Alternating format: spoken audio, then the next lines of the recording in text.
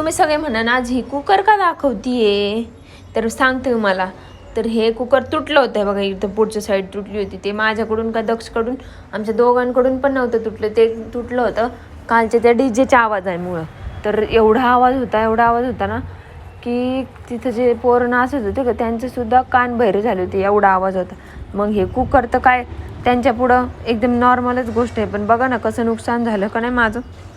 तर मग मी आज गेले होते मंडळामध्ये गणपतीची मूर्ती पाहायला.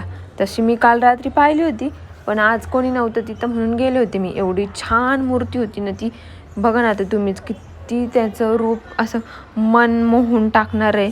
तर तिथं हे जोकर बसलेला होता, म्हणजे ते यांचेच मित्र होते, ते बसलेले होते तिथं.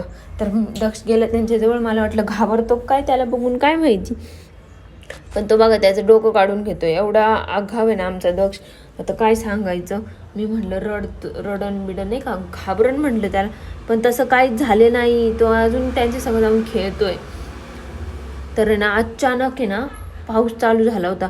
पाऊस तर झालाच चालू, वारा पण एवढा सुटला होता ना, एवढं वारं येत होतं. सगळा तो वारं पाऊस सगळं माझ्या घराकडे होतं. मी ते पडदा लावलेला होता, पण काहीच उपयोग झाला नाही. ते वाऱ्याने तो उडत होता आणि सगळा पाऊस माझ्या घरात येत होता.